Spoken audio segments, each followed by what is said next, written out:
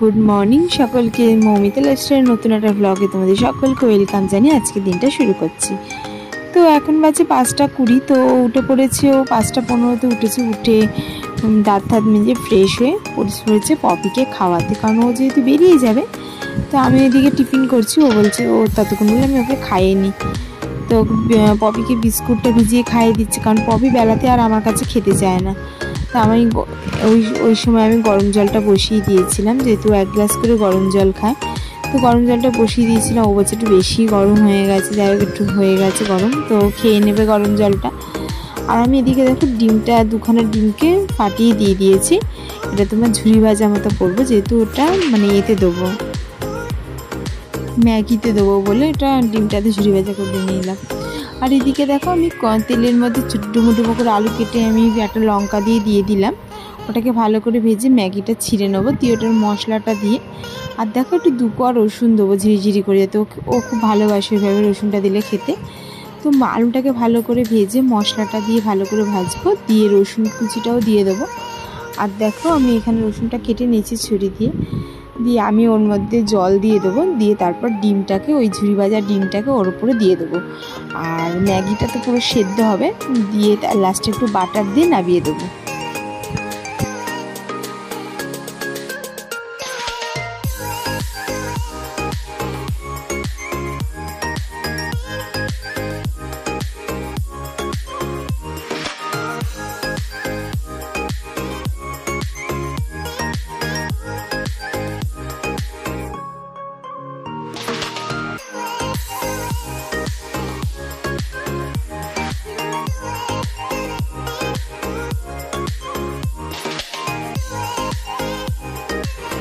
দেখো আমার ম্যাগিটা দেখো নামিয়ে ফেলেছি, আমি একবারে কন্টেনারে ঢুকিয়ে দিয়েছি। দেখো কত সুন্দর লাগছে কালারটা।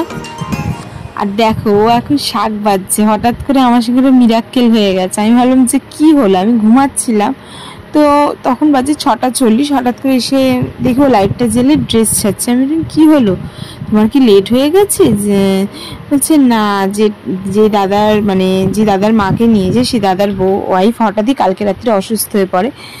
তো মানে রাত্রে অতটা বাড়াবাড়ি হয়নি, গ্যাস থেকে প্রচণ্ড বুকে ব্যথা করছিল। তো আজকে সকালে উইকেয়ার নার্সিংহোমে ভর্তি করেছে, সেই জন্য দাদার মা আজকে অফিস যায়নি। তো দেখো আজকে ফার্স্ট নীলের জন্য গরুর দুধ নিয়েছে। আজকে থেকে ফার্স্ট গরুর দুধ খাওয়াবো, জানি না কি হবে। তো আর আজকে ফার্স্ট থেকে চেষ্টা করে যদি কোনো রকম কোনো প্রবলেম না হয় তাহলে এবার থেকে গরুর দুধটা খাওয়াবো। আর ওইদিকে আমি রান্না বসে আমি চলে এলাম এদিকে ঘরটা পরিষ্কার করতে, কারণ আমার বাসি বিছনা কিছু করা হয়নি। তো আমি প্রচণ্ড ডিস্টার্ব করছিল, একবার মগ নিয়ে এসে খাটের মধ্যে তুলে দিচ্ছে। আমি যাই হোক ওকে ভুলিয়ে গেলি, তার মধ্যে আমি বিছানাটা গুছিয়ে দিলাম, কারণ রান্নাও কমপ্লিট করতে হবে, এদিকে আমাকে বিছানা গুছিয়ে ঘরের কাজটাও কমপ্লিট করতে হবে। 12টায় জল চলে আসবে। তো আমি তার মধ্যে ম্যানেজ করে সমস্ত কিছু কাজগুলো গুছিয়ে আমি করছিলাম। তো এইভাবে আমি ঘরের খাটগুলো যেহেতু নিলে ওই খাটের মধ্যে উঠে হাত দেয়, এগুলো না পছন্দ একটু হয় না, ওই হাতটাকে মুখে দেয়। আর তখন নিয়ে মশারিটা কিন্তু বড় হয়ে গেছে, মশারিটা তো আর লাগে না, তাই ওকে বলছি কী করবো, মশারিটা এবার কেচে তুলে রাখতে হবে। আর 12টায় দেখতে এসছে, 12টায় কলে জল চলে এসছে। আমি এখানে পপিকে আজকে চান করাতে বসে পড়েছে। অনেকদিন 2 দিন আগে পপিকে চান করেছি, ওটা হচ্ছে গরম পড়ে গেছে এখন আবার। তো আজকে একটু মেঘ করেছে, বেলার দিকে যদিও বা বৃষ্টি হয়েছে। তো ওকে তাও একটু চানটা করে দিচ্ছে। কিটোচার শ্যাম্পু দেখো, অ্যান্টিসেপটিক, অ্যান্টিফাঙ্গাল অ্যান্ড ক্লিনজিং, খুব ভালো শ্যাম্পু। আগে যে আমাদের রামদা ওকে দেখতো, সেই রামদাই ওকে এই শ্যাম্পুটা দিয়ে গেছে, আর সেই শ্যাম্পুটা দিয়ে ওকে আমি স্নান করাই। আর মাঝখানে ওকে আমি নিম একটা হার্বাল শ্যাম্পু দিয়ে স্নান করাতাম, সেটাতে অতটা মানে আমরা ভালো রেজাল্ট পাইনি, বাট এইটাতে খুব ভালো একটা রেজাল্ট আমরা পেয়েছি। তো আমরা এই শ্যাম্পুটা দিয়ে ওকে কন্টিনিউ ওকে স্নান করি। দেখো ও ভালো করে গায়ের মধ্যে ম্যাসাজ করছে, কারণ এই শ্যাম্পুটা দিয়ে অনেক রামদা বলেছিল গায়ের মধ্যে ভালো করে ম্যাসাজ করবে, তাহলে কী হবে যত গায়ের যে ফাঙ্গালসগুলো আছে সেগুলো সমস্ত সব চলে যাবে। যেহেতু গায়ে অনেক র্যাশ, গায়ে অনেক চুলকাচ্ছে গাটা, সেই জন্য ও এখন 2 দিন ছাড়া পপিকে এই শ্যাম্পুটা দিয়ে স্নান করেছে। আমার জন্য তো যাদের ডগ আছে তারা নিশ্চয়ই জানে যে এই শ্যাম্পু ছাড়া স্নান করি ওদের কোনো লাভ হবে না। তো প্রচণ্ড গরম লাগছে, যে তুমি রোজ স্নান করো, তোমাকে গায়ে শ্যাম্পু দিতে হবে, কারণ শ্যাম্পু ছাড়া যেদিনকে তুমি স্নান করাবে না কেন ওদের গায়ে প্রচণ্ড র্যাশ বেরিয়ে যায়। সুতরাং ওদের খুব কষ্ট আছে, এটা করাটা একদম উচিত না। তো আমরা যখন স্নান করি ওকে শ্যাম্পু দিয়ে স্নান করি। তো এই করতে করতে আজকে দুপুরবেলা থেকে প্রচুর বৃষ্টি হয়েছে, প্রচণ্ড বৃষ্টি হয়েছে, মানে প্রচণ্ড মানে অত্যাধিক। আমাদের এই রাস্তাটা পুরো জল দাঁড়িয়ে গেছিলো। তো আমরা দুবেলা খেয়ে দিয়ে ঘুমাচ্ছিলাম, পপিও আমাদের সঙ্গে ঘুমাচ্ছিল আজকে খাটে। তো সন্ধ্যাবেলা আমরা একটু বেরোলাম, রোজ যেমন বেরোই। আর দেখো নীল আজকে খুব খুশি, কারণ আমরা যাচ্ছি একটু আইসক্রিম খেতে, ফুচকা খেতে।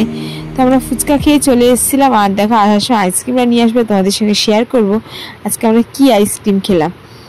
তো আমরা সন্ধ্যাবেলা বেরিয়ে পড়লাম দুজন মিলে, আর পর নীলকে নিয়ে স্কুটি করে।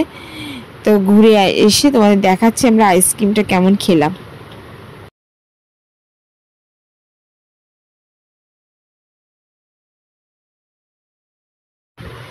দেখো এটা হচ্ছে নলেন গুড়ের আইসক্রিম।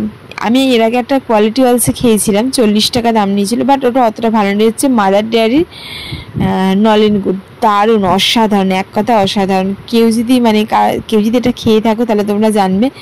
আমি এটা লাইফে ফার্স্ট টাইম খেলাম, দারুণ অসাধারণ একটা আইসক্রিম। আর নীল দেখো কি মজা করে খাচ্ছে। তো চলো বন্ধুরা, ভিডিওটা আজকে এই পর্যন্তই রাখছি। যদি ভিডিওটা ভালো লাগে অবশ্যই একটা লাইক করো, কমেন্ট করো এবং শেয়ার করো, এবং চ্যানেলটা সাবস্ক্রাইব করে আমার পাশে থাকো। তো আজকের মতো এখানেই তোমাদের সাথে টাটা বাই বাই। দেখা হচ্ছে আগামীকাল নতুন একটা ব্লগের সাথে। ততক্ষণের জন্য তোমরা সকলে ভালো থেকো এবং পরিবারের সকলকে নিয়ে ভালো থেকো। তো আজকের মতো এখানে তোমাদের সাথে টাটা বাই বাই।